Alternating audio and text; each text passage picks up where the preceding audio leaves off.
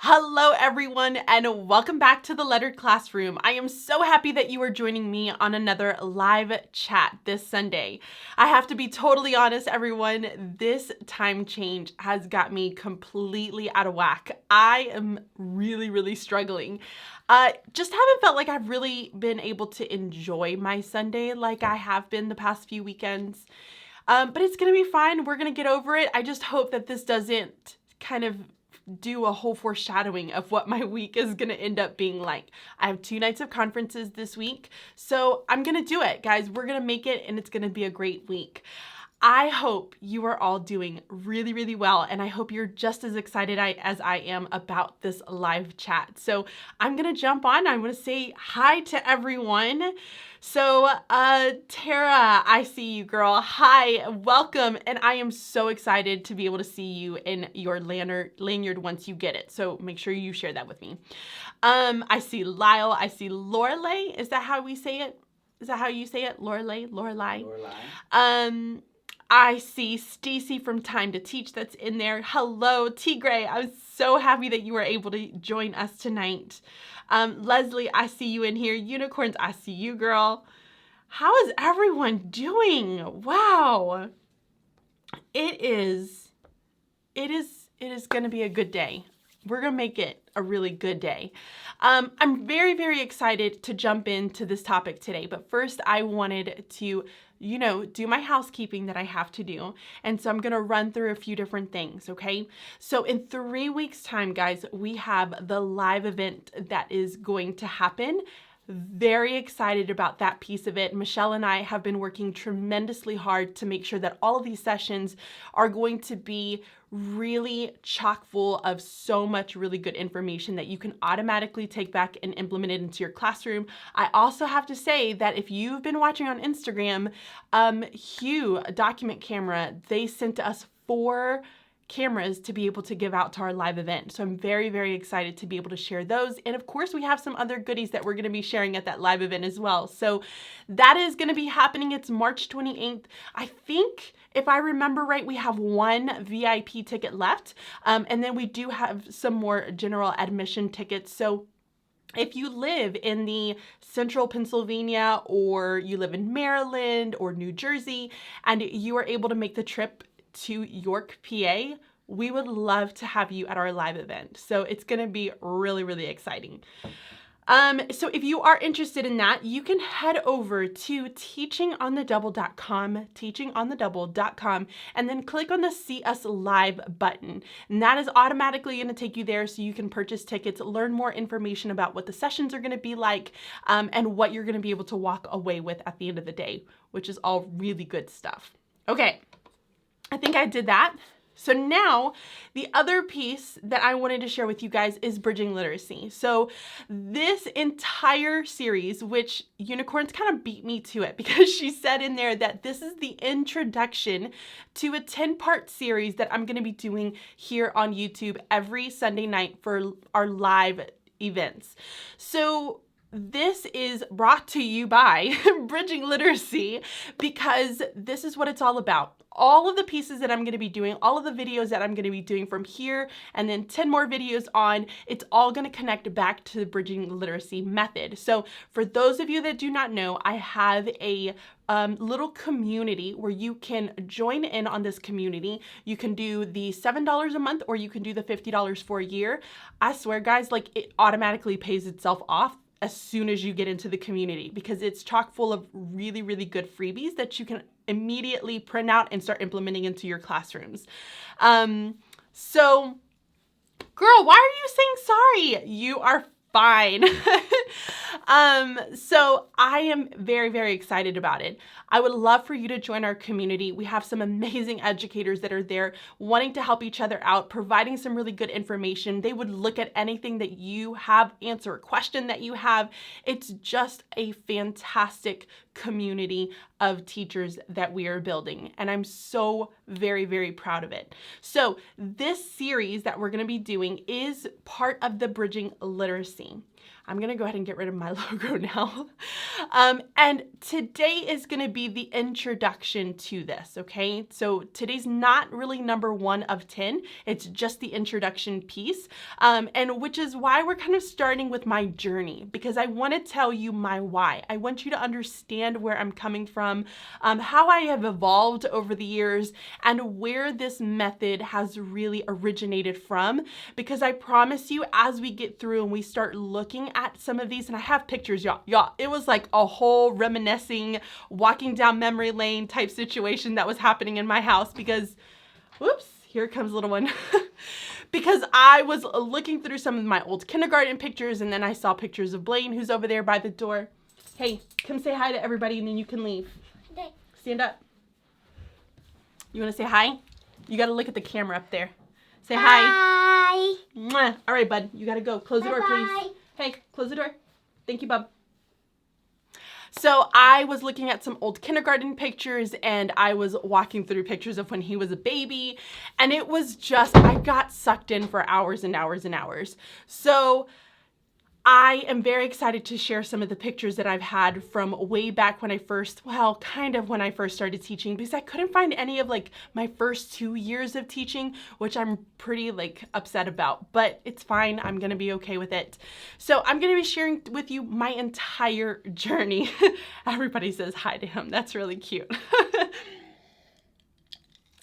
Okay, so I'm going to be sharing my entire journey as we go through this. Now, as I go through my journey, I am going to talk to you about some of the struggles that I've had. I am going to talk to you about some of the successes that I have, but you might hear a lot more struggles, because I think that's what a journey is, right? It's a lot of the struggles that we end up having, the little bitty successes that we end up feeling, but it's those struggles that really get us to where we are today. Like if I would tell you guys about my life in general, you'd be like, oh girl, you've gone through a lot of struggles, which I have, but I'm so thankful for them. I'm grateful for every moment that I've had to live, because it truly has gotten me to the point that I am at today. So, Alexis goes, it's a time-sucking hurdle. Girl, it was a time-sucking hurdle. No, he is not. I seriously was just looking through all of the different images, and I could not get away from it. Guys, I had images of when Blaine was born, in the hospital. I was looking through old ones of Ian. It was just truly a trip down memory lane. Okay. As we go through this, and I'm sharing my struggles and my successes, guys, I want to hear your connections or some of the struggles that you've had with your ELA journey and where you are now. Or if you're currently still even having some of those struggles, I want to hear those struggles as I'm going through and talking to you about this journey overall. Got it? Okay, so let's go ahead, and I'm going to get started. Am I good? All's good? Okay. Am I good? I don't think that was supposed to be the first one, though. Which one is it? The classroom. It's supposed to be the bins. There we go. Got it? Thank you. Okay, so I started teaching back in Alabama. I graduated with my bachelor's degree from the University of Montevallo. Very, very proud, because I had my son, Ian, who is now 13 years old, holy moly. But I had him, I was working 2 jobs, and I was very fortunate that I was able to work hard and keep my mind straight and graduate. And I graduated top of my class, which I was very, very proud of, because as a high school student, I was no bueno. I barely graduated high school. I think they just pushed me out. So I was very proud of that piece of it.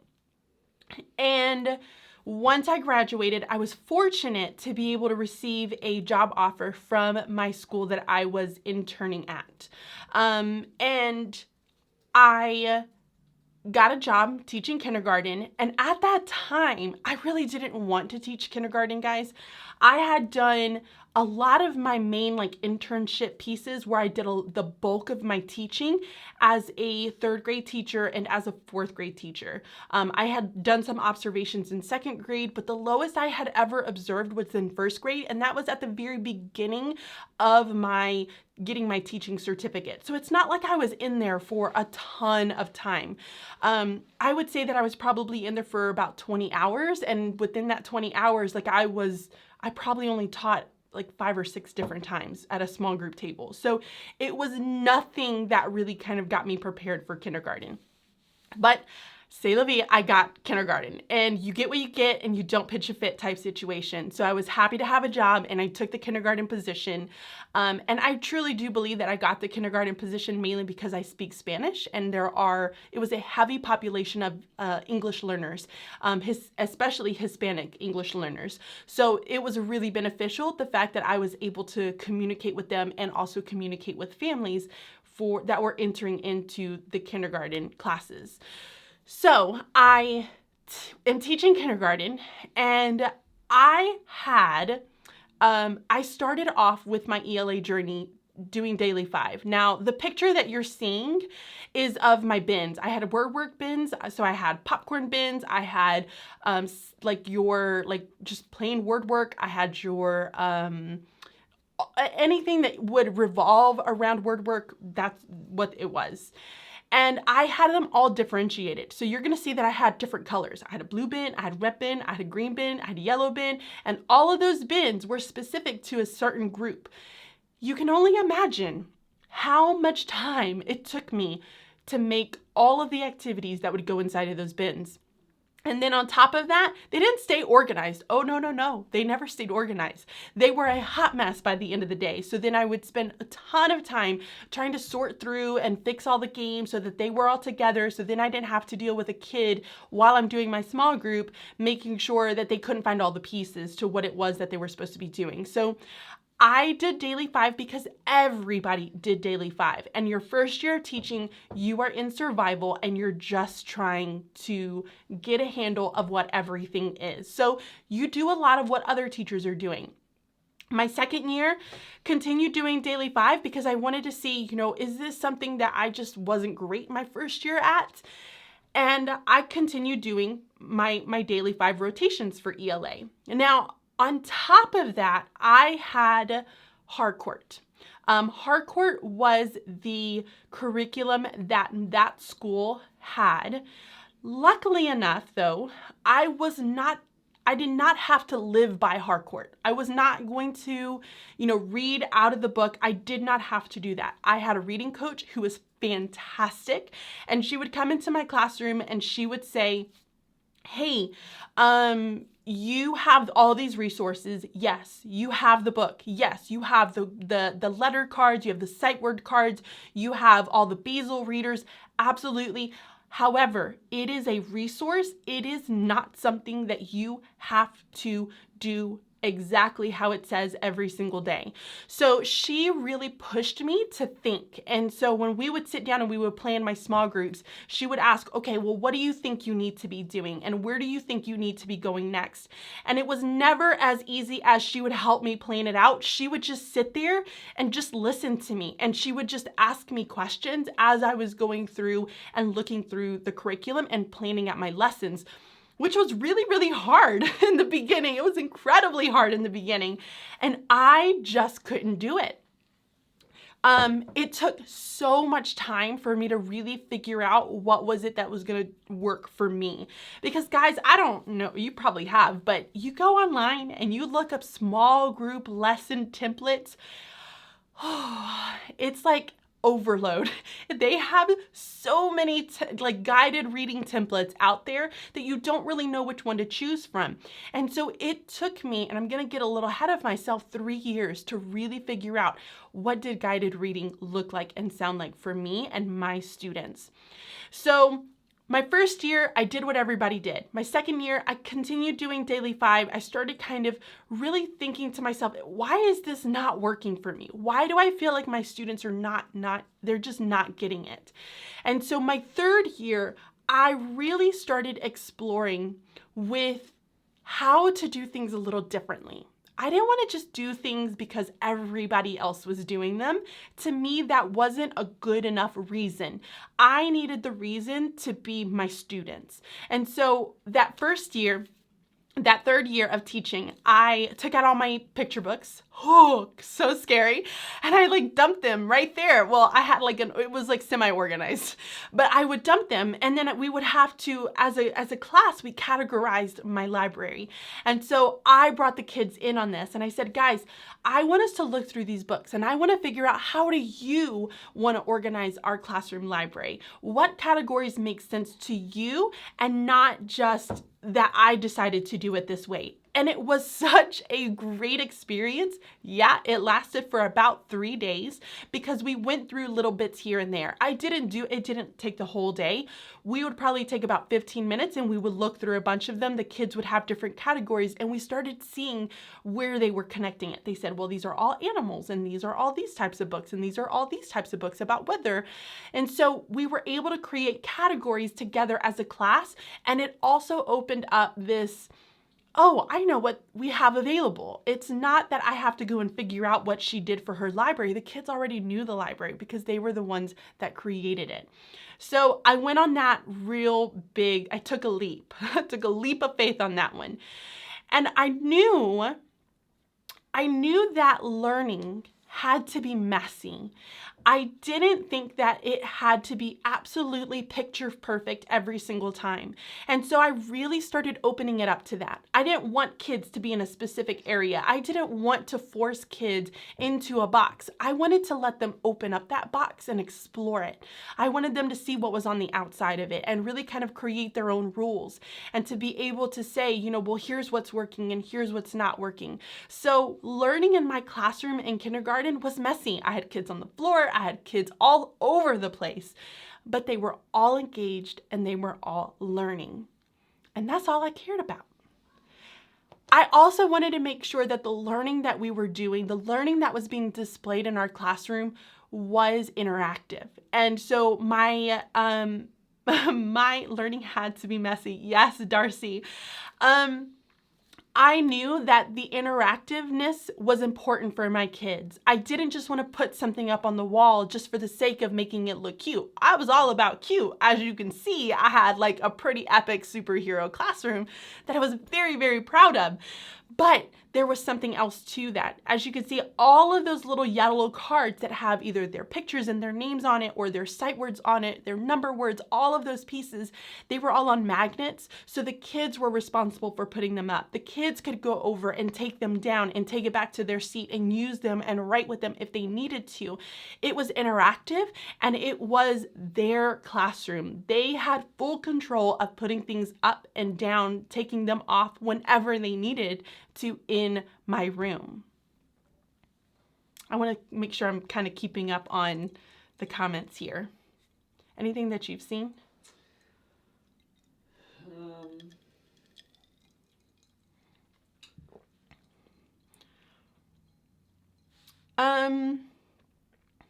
Christiane, I think that's how I pronounce it. I wasn't sure. Okay. Chris, I think it's Christiane Roberts. Please tell me if I'm saying your name incorrectly, because I do want to learn your names properly. You said, I do Daily 5 to survive teaching multi-age. I'm curious what multi-age you teach. So if you don't mind putting that in with the comment as well, just so that I know, I would love to know. And I also want to know, do you like it? Are you enjoying Daily 5? And just kind of put that in there as well. And I'll hopefully try to keep up and make sure that I'm watching. Oh, Stacy, I love that comment. She says, I use Bridging Literacy now and I feel so free. My kids are actually reading and writing and seeing the connection. I love, love, love that. Okay, so I have to tell you guys, this wasn't something that I felt like I came up with like that. Okay, it wasn't that, because for me, I remember my third year teaching, I started it and I was like, this isn't working. Daily 5 isn't working. And it was probably a good month into my teaching that we went to a conference, and my principal and we had a new reading coach, and who, again, another woman that I admired so, so much. And we went to this conference. It was like the Alabama Initiative Reading Conference, something or another, but it was a big Alabama reading conference. And they selected me to go. And I was so excited to be able to go to this conference. And I don't know how well you're going to see it in this picture, but in that picture, it says reading plus writing equals literacy.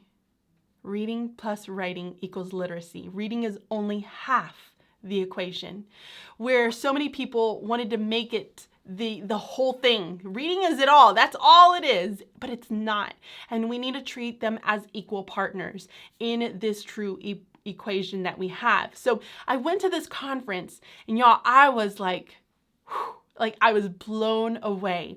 I got to meet some basic iconic people in education. I had the opportunity to meet Stephanie Harvey. She signed my book. Very excited about that. But I met Stephanie Harvey, who was amazing, and I just loved everything that she said.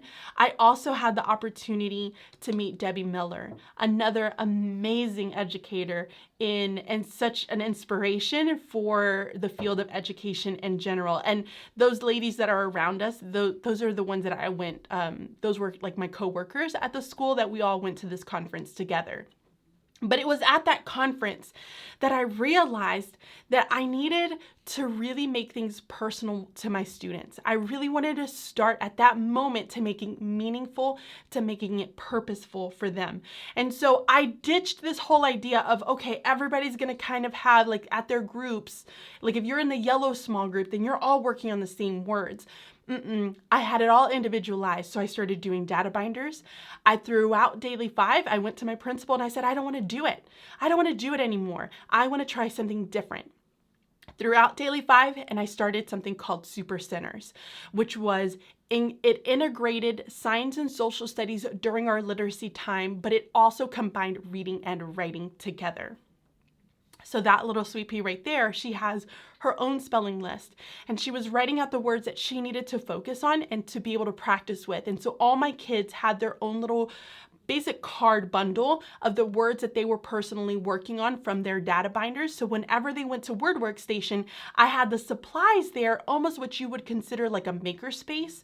I had the supplies there, but the kids had their own personal cards that they would take out, and they would use that to help make sure that they were building that practice. So it was meaningful to them.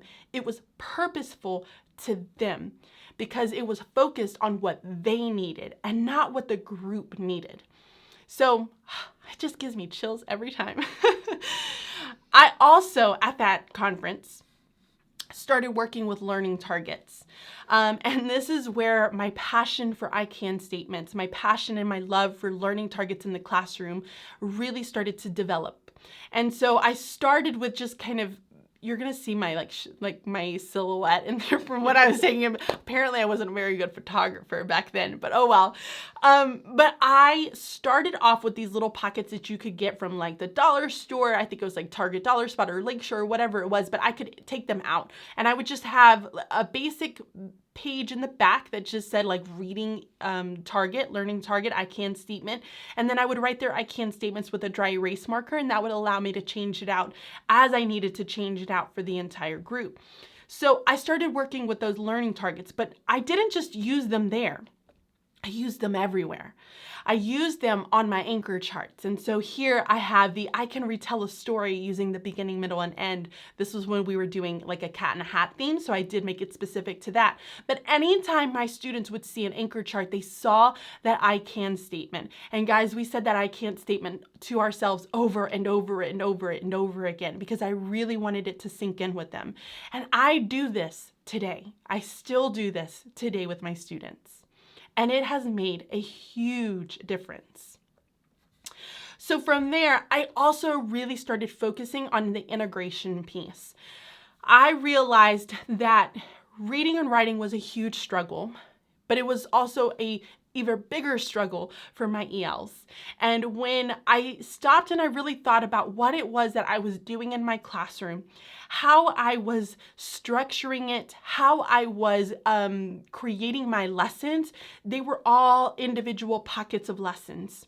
So I would have my reading lesson, I would have my writing lesson, I would have my science lesson, I would have my math lesson, and all of them would be something different. But the moment that I stopped that and the moment I started thinking, okay, how can I make it all connect so that by the end of the day, it has come full circle for my students? I wanted to make that full circle every single day. And so here you can see we had like a big, huge frog theme. We were talking about frogs. A lot of themes happen in kindergarten, but we were talking about frogs. So everything we did that day had frogs. I may have found, if I was doing informational and reading, I pulled out an informational frog book. If I was doing literature, well, by golly George, I was going to pull out some Froggy and use it for my lesson. All of it was going to have something that integrated the topic that we were learning about so that my students were able to connect it all. The same book that I taught in reading was the same book that I taught in writing. Why was I reading two different books when I can just connect the two? So this is where it truly all began. And I would use that exact same book in my science lesson as well. I would say, guys, do you remember this morning when we read this book? And I would show the book and I would say, in there, it talks about this. Well, we're going to explore this a little bit more. And my science lessons went from, I'm going to sit and we're just going to read to we're going to stand, we're going to walk, and we're going to explore. And that's what my students needed. They needed more hands-on time, which is what I gave them here. So I loved this one. I always did some sort of a theme. And my favorite was when we were doing seasons, I would have my classroom change seasons.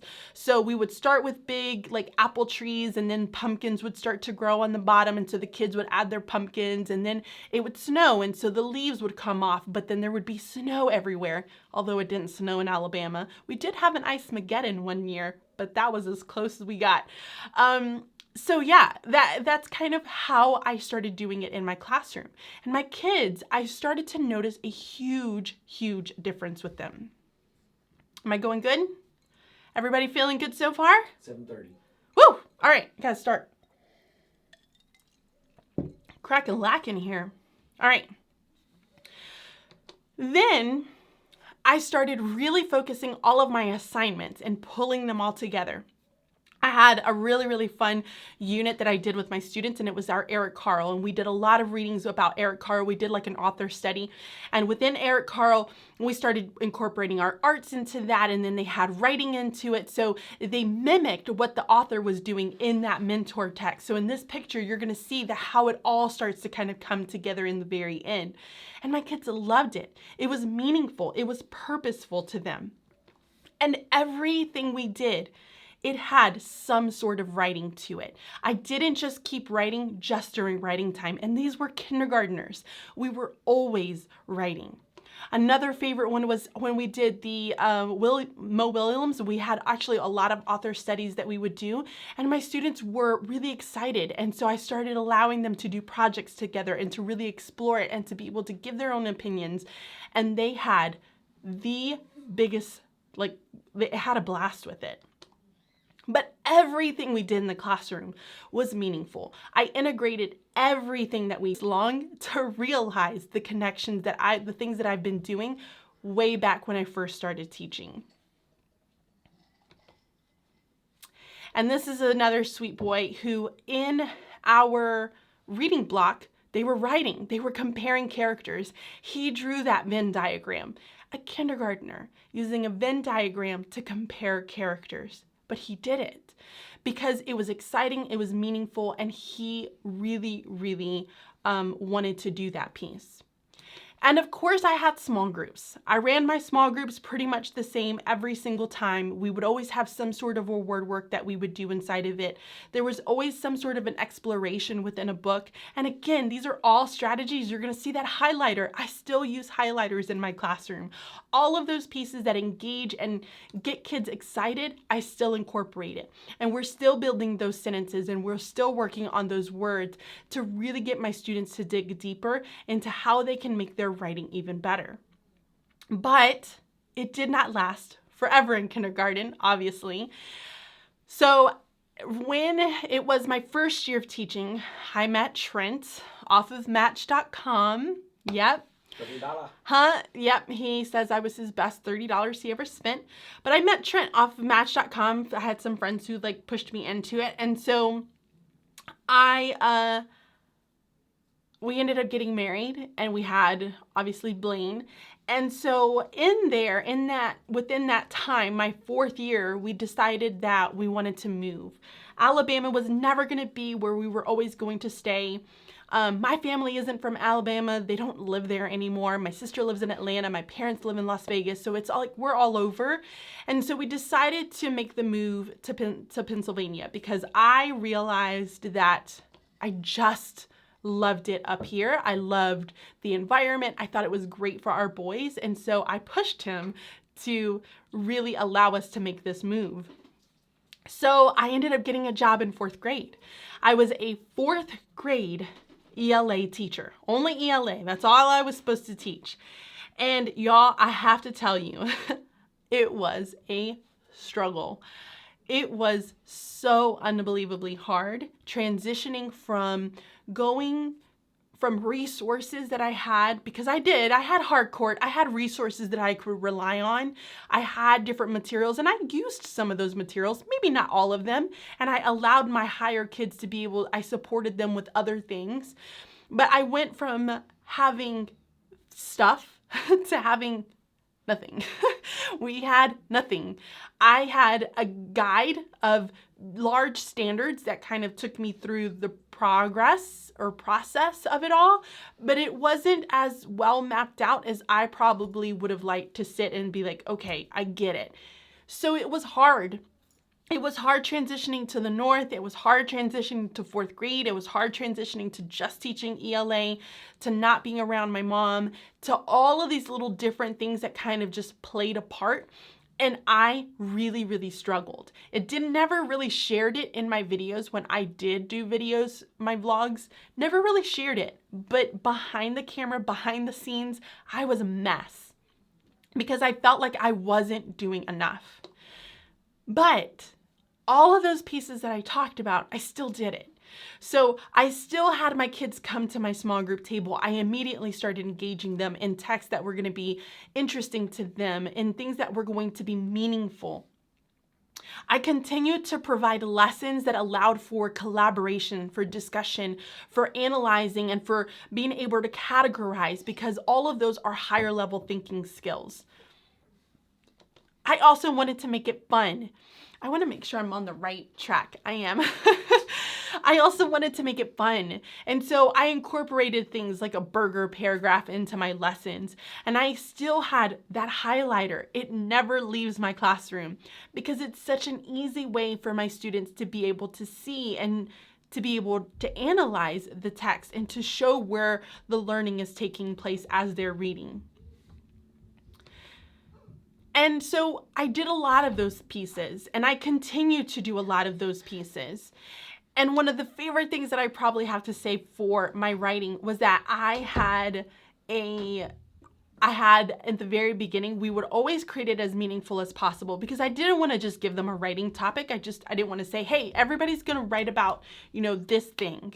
And so I wanted it to be special to each of my kids individually. So we created little islands.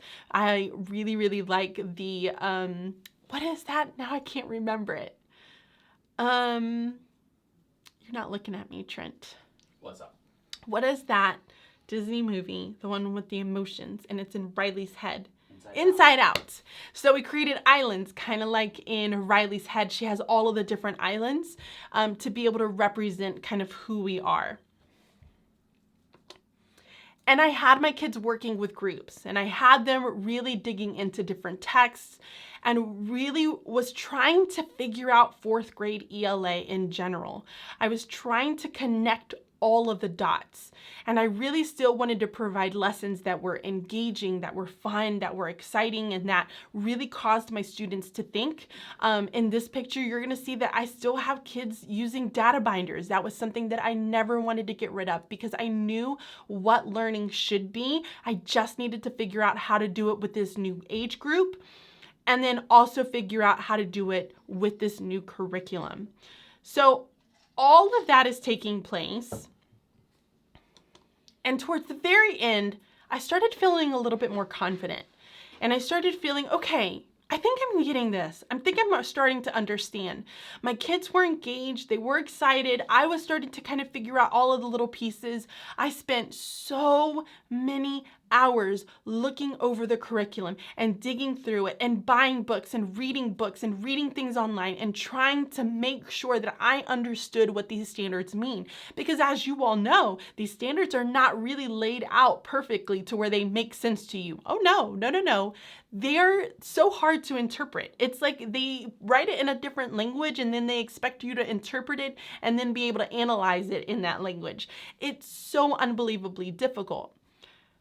But I'm gonna fast forward a couple years to where we are now.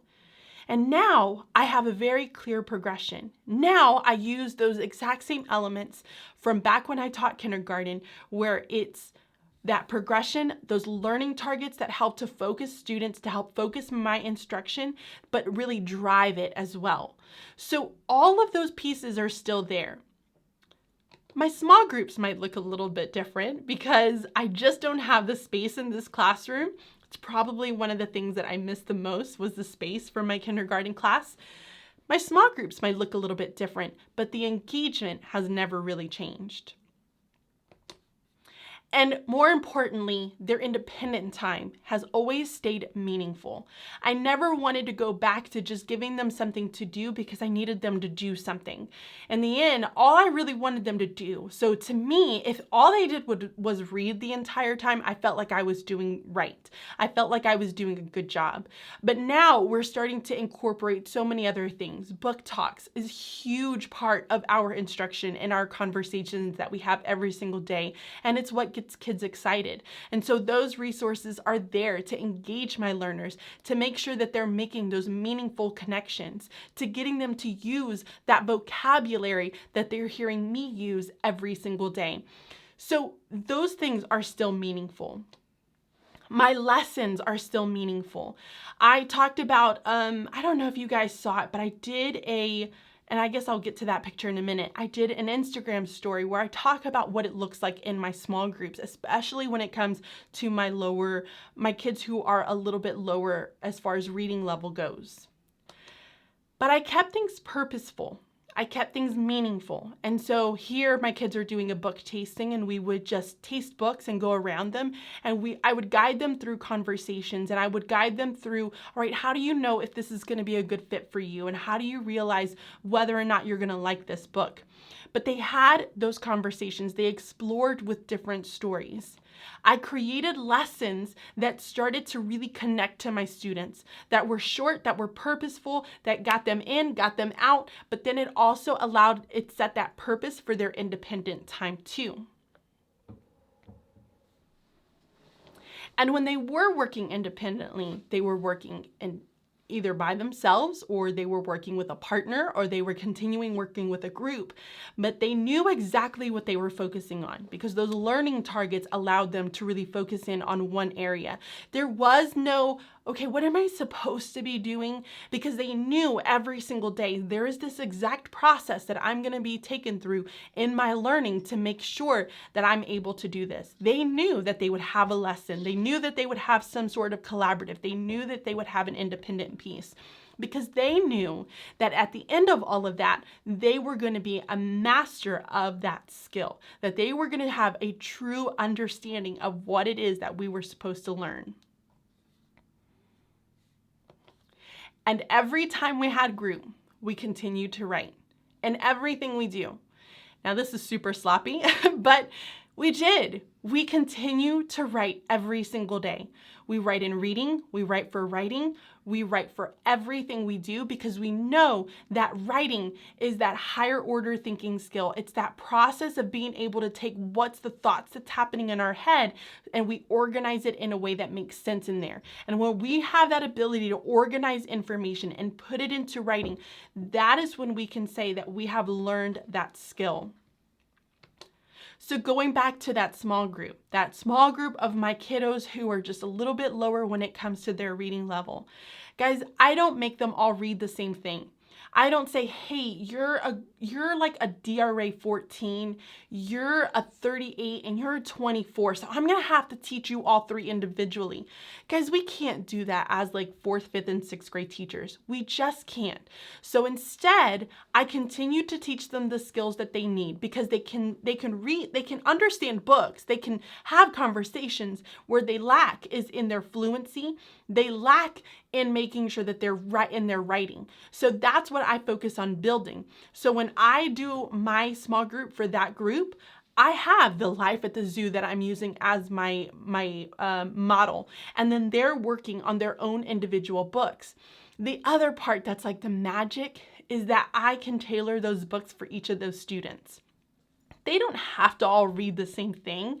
Who said that? Like, who said they have to all be reading the exact same thing? Maybe when we were round robin reading, maybe when we were choral reading, but if you're not doing that piece and you're really just tailoring the instruction to each of those kiddos, who cares what they're reading? So long as it matches the skill that you're modeling, that's all that matters. So I was able to have one of my students who loves gorillas and snakes, and he loves all of those pieces. I gave him that book because I knew he was going to love it. So I'm able to keep it personalized and keep them engaged. But not only did we write, not only did we read and engage in our text, but we also started building all of the other pieces that kind of connect. This is where that connection, that full circle comes back to play. We pulled out our grammar, our mentor sentences to learn about our word study, our parts of speech, to go into the variation of sentences that we have, and we started using mentor sentences to help guide our writing. So some of them are messy, some of them are a little bit neater, but the kids get excited because they're the ones that are looking things up and going through the learning process and writing things down and having those conversations with one another. That part, again, has never changed for me, no matter what it looks like. So whether they're writing it down because they know exactly what it is, or if I have to give them a little bit more guidance and instruction and allow them to just move the sticky notes and place it to where they think it should be going. Either way, it's still tailored for them and it helps kind of build that engagement. Do you guys see kind of the whole focus here? 2 questions. Go ahead. Your classroom library, did the school help with that, or is that out of your own pocket? It's my pocket. And you still do words their way? So, that's a really great question. So my library, let's go back to that first. My classroom library is out of my pocket. Now, I became very resourceful. I went to places like, Second and Charles, I really loved them. Garage sales, I loved them. Anytime a teacher was leaving, I would go like raid their classrooms. Anytime I felt like teachers were just getting rid of books, I would raid those books. And then slowly but surely, I built it. So I would say that I would give myself like 20 or 30 bucks every time we did a book fair, and I would go buy new books from the book fair because they would give us good deals on it. But yeah, I built that piece of it myself. Word study. I am currently not doing words their way because at the end of the day, it felt a lot like a spelling test. It wasn't meaningful. My kids hated it. They weren't doing the work. And it was one of those things where I felt like I was back in kindergarten my first year and I was watching that little boy taking my expo marker and just drawing circles on that really beautiful piece of paper that I laminated the night before. And so with that, I needed to look at how to restructure it. And so with everything else, I integrated it. And it's integrated into my my mentor sentence. So we will look at parts, we will look at spelling patterns, and we will build lists of spelling patterns. So if you're part of the Bridging Literacy community, today I ended up posting a sample lesson, which I'm gonna bend over and grab. Ended up posting a sample lesson that looks like this, okay? And in there, I did, let me see if I can find it. Here's my grammar part, okay? In there, I had my sentence, and then I wrote down the parts of speech or word study or whatever it is that I wanted to focus on. So I saw the spelling patterns of EA and then ED for past tense. So what we were gonna do is talk about what do we notice about that word? What happened to the base word? How did that change when we add an ED at the end of it? And then what are some other words that have those spelling patterns of EA? And it built it to be more authentic and purposeful, and we keep those words posted inside of our classroom. So I use now word study with my grammar and my mentor sentence now. I hope that answers your question. Yes? Oh, yay, Stacy. Yes, I think you're going to really love it. I hope you love it. So you have to let me know what you think at the end of it. So all in all, everything that I would put up, again, it was meaningful. It was purposeful. It was of the kids' work. It was of what they really wanted to make sure that they were putting up in their classroom so that they could utilize it wherever they needed to use it. So here's a picture of my students who are putting up sentence strips onto their tables, onto the doors. And these are sentences that we were using to help replicate the mentor sentence that we'd made. But of course, with everything else, we build vocabulary, we work on our word patterns, we work on mentor sentences, we work on writing, we work on reading. But the important part of it was all of it was integrated. All of it is purposeful. All of it is meaningful because it's coming out of the books that we're reading, where kids are able to really look at how other authors are doing it so that they can apply it into their own writing. I often hear teachers say that, well, reading is what everybody always focuses on, but we're wrong. We need to focus on writing. Writing needs to be the priority because when we understand what we're doing in writing, the reading is going to come more naturally. Okay, that's going to be so much easier because you'll start to see the connections between the two of them. Kids need to understand that writing needs to be the focus, that writing is the importance, not just reading out loud. Reading out loud is not going to be that piece. Reading is the analyzing piece. It's the understanding piece. But you demonstrate your understanding, you demonstrate your knowledge and the ability of what those skills can do for you in your writing. And that is what truly makes you a master of whatever skill that you're working on. And it goes back all the way to kindergarten when everything was integrated. We used our mentor text to build our own writing, to make our own stories, to analyze them further, to dig deeper into what we were doing. And it all goes back even a little further to when I saw that message of reading plus writing equals literacy, because it is so very, very true. You need both to be a true literacy leader. And so, yeah, that is my journey. That is how I have gotten to where I am today and where bridging literacy has really come from. So, okay, what questions do you have?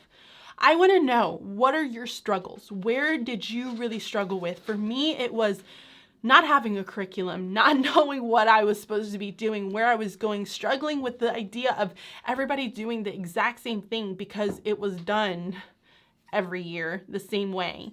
So what have been your struggles individually when it comes to your literacy instruction?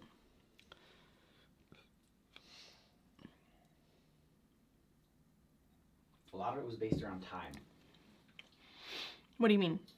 Just having time to do everything, whether it be the daily 5, words their way.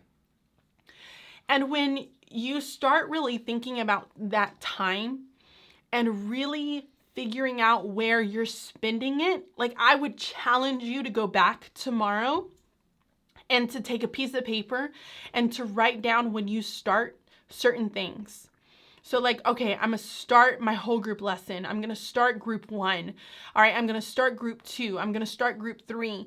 And then put down your times and see where is the discrepancy. What are you doing? What's happening during those groups? And are you being intentional? Are all of your materials where it needs to be? Are you completely planned out to where you're able to just kind of go versus saying, oh, hold on guys, let me look for this. And you're spending a good minute or two wasted because you're looking for different materials. I think there's a lot of different things that can come into that play, but I agree. There is no time for teachers, for literacy teachers, to truly get to everything, which is why the integrated piece was so important for me, which is why I spent so much time really making sure that the method that I started to build, this bridging literacy method, allowed me to hit everything that I needed to hit with one small group. So for each of my groups, I have 3 groups. I could do 4, and I would still have a good 15 to 20 minutes left over to hit for my individual conferences. And I'm teaching it all. I'm teaching grammar. I'm teaching vocabulary. I'm teaching word study. I'm going into my reading skills. I'm going into my writing skills. So everything that I have to teach is all within that 15-minute group. All of it. So it's made in a way that it progresses and it naturally progresses to where it scaffolds students and their ability so that they understand it. And that has helped me a ton. I feel like this light got brighter. I don't know. Vlogs by Allie said, I struggled to let go of the curriculum to be able to focus on writing. And I think that's probably pretty common, whether it's directly or... Yeah, I think... Oh, I see the comment. I think it is something that you have to just fail forward with and know that it's not going to be easy and know that it's going to be a bumpy ride. But understanding all the while that you're doing it for a reason. You're doing it for those students individually and because you want to make sure you're hitting their needs. Because a booked curriculum, they're just messy. And I get what they were trying to do, and I'm sure they had fantastic intentions as well. But they go from, let's do summarizing one day. Okay, now we're going to talk about, character. And now we're going to go into questioning and inferring. And now we're going to do this. It goes all over the place. And it doesn't help students really understand and focus on one thing and get good at that thing before they move on to the next. So I would tell you, have faith in it and to just fail forward. And I would start it now, to be honest, because you know these kids. You're able to just go ahead and give it a shot, try things out in your classroom, see what you like, what you don't like. You know these students, they know you, they already have an understanding of what the routines should look like. So kind of play with it, explore with it. Even if you don't start it now, you could do it like the last month of school and really just kind of see what you like and what you don't.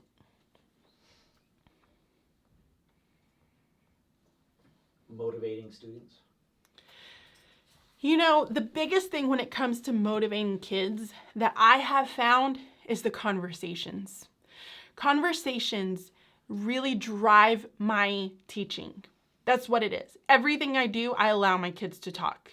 And it's not the type of talk where it would drive you crazy because I feel like I'm super sensitive when it comes to them like being chatty. But I give them plenty of opportunity to be collaborative.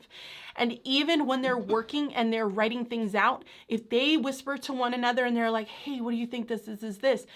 They're processing information. They're processing what they're learning. And that's okay. I don't care if they have conversations as they're working through an assignment because I want them to work with each other. I want them to be able to talk things out. I mean, how many times have you gone to the teacher down the hall to be able to talk something out and make sure that you're understanding it the way that you need to be understanding it all the time, right? We need to allow our students to do that by having some of those conversations with their peers, but also having conversations with you. And I think that's where the independent, or that the one-on-one conferences come into play, because that's when you have those conversations with your students and you ask them, hey, what are you reading? Oh, nothing? Oh, okay, well, do you know why? Like, are you just not feeling it? Is something going on? Like, and don't go in judging them and kind of wanting to like nail them and say, you're not doing this and you're not doing that. No, no, no. Don't go in that way.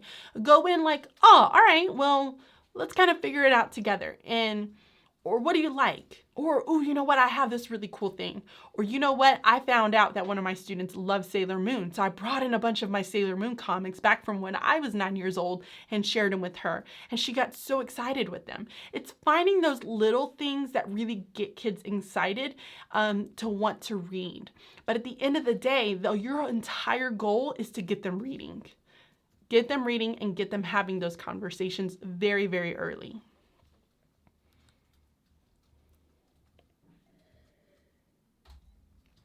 Trent Daniel, did you tell somebody to block her? Tara, yeah. Stop it. Okay.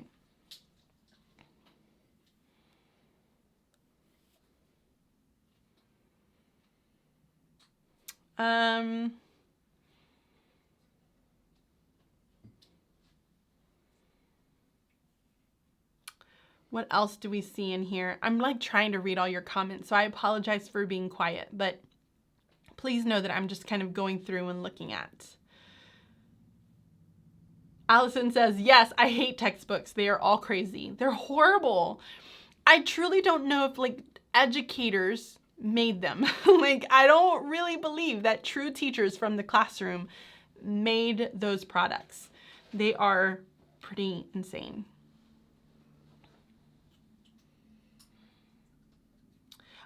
Darcy mentioned her biggest struggle is the organization and the prep of all the materials, the copies, the books, etc. I agree. I think that's a really, really hard thing when it comes to teaching, especially when you're teaching a ton of different small groups. And they don't really teach you that when you go in school and you're kind of going through the whole program. But organization is very, very difficult. I keep everything in my folder system and I just kind of lay it out and pull all those materials there. So I think I am pretty lucky at the fact that I have iPads. So my students all have their own iPad to be able to pull things out. But even then, a lot of my materials would just be in something like this. So I would keep all of my master materials here. So when I'm ready to teach my lesson, I can open it up and say, I can open it up to here. And then there's my lesson. There's day one. There's all I need to have. So I just need to have the book. I need to have my sticky notes. I lay this right on my lap and I go and I'm done. The next day I have to have something copied. So I make sure I have those with me here. Sometimes I just paper clip them to the pages themselves so that I can take them out and use them. If they don't work for the binder, I use something like this. Can they see this? Yep. So I use something like this, which has all of my lesson files inside of it, and it holds the book and any sort of graphic organizers or anything I might need. I'm able to pull out this file folder and immediately use it with my kids right then and there. So that's another really good idea for you to just be able to pull things out and use it. And you have it every single year. I did something very, very similar when I taught kindergarten and I had all of my hardcourt and my lessons organized there. It was something very, very similar. Oh, thanks, Aaron. What's your district doing about the coronavirus? Oh, we're going on to the coronavirus. Don't know yet, huh? No. You know what? I'm not stressing about it. I make my kids wash our hands. I'm not going to stress about it. Life is too short to stress on it too much. I got too many other things that I got to worry about. So all is well. Juliet E said, do you use the Jennifer Saravallo books? What, you mean this one? Yes, I do. In fact, Bridging Literacy members, the lesson that I have for the reading skills is from this book. So that reading lesson about the comparing characters and categorizing them is from this book. I use that here. I use lots of different resources. So I have this, and then I also really like the Fontes and Pinnell for guiding reading and writers. So I love this, and I also have the writing ones as inside of my cabinet as well. But yeah, I use them. I love them. I think they're fantastic. I think what's important is that teachers need to have the true professional development and understanding on how to utilize that as a tool. And I don't think that we do that enough. I think sometimes districts just throw things at people and expect them to be able to figure it all out. But it just creates overwhelm. It creates stress. It creates lack of confidence in their abilities. When they're totally capable of doing it, they just don't know how to utilize it appropriately. So I think that's the biggest thing is professional development and making sure that teachers know how to use the tools that are out there, because there's some great tools that are out there. You just need to know you have to know how to do it, use it. What? Unicorn said, friends, time change, full supermoon, Friday the 13th, may the odds be forever in your favor. It's gonna be okay, guys. We can do it. I think I'm getting sick. I need to stay home. I could not do that to my partner teachers, but I know, and I'm trying really hard not to think about any of that. So it's gonna be totally fine. Okay, so I think. Oh, yes, thank you. Do not forget to go ahead and like this video. Give it a thumbs up if you are watching. It allows this video to get out and to be seen by others. But I will tell you guys, I don't know if I remembered saying this in the very beginning, but this introduction video, along with the next 10, which are going to be in the series, these are going to stay up on my YouTube channel. So I am not taking these down. In fact, I want these to be a guide for you, and I want them to help drive you in your literacy instruction as we go through it, so that you can learn more about the bridging literacy method, but also start to see the connections between it all. I think it's really going to be beneficial for you. I have 9 out of the 10 topics written out. So I'm excited to get it a little bit deeper and be able to provide some more support for all of you and show you some really good examples of those as well. But okay, so if that is all. I think that's it. All right. Well, guys, I have a chat with Michelle right after this. So I am going to go ahead and start heading out. Like always, I so appreciate every single one of you that takes time out of your Sunday nights right before you're getting ready to go back to school, from your families, from your friends, from whatever it is that you're doing, to come and sit with me and to talk literacy. I am so unbelievably grateful. And I am excited for the next 10-part series that we're going to be doing and the next video that's going to be coming up next Sunday. So do not forget that you are to be here, 7 p.m. Michelle distracted me with her comment. So don't forget to be here at 7 p.m. Eastern time for Sunday night. I'm going to do my next one. The beginning, part 1 of my 10-part series is going up next Sunday, which is very, very exciting. So thank you all so much. Do not forget to give the video a thumbs up. Go ahead and share this out with someone. Share it out with your literacy coach. Share it out with your principal. Share it to any teacher friends that you have that is down your hall, so that they know what is to come of this 10-part series, because I promise you it's going to really impact your school. It's going to impact how you view literacy instruction. And I think it's really going to make you start to see literacy in a very, very different perspective. So share it out to anyone that you know. And guys, make sure to hit that subscribe button and the notification bell so that you are notified when I do go live next Sunday. And I will catch you all next time. Bye.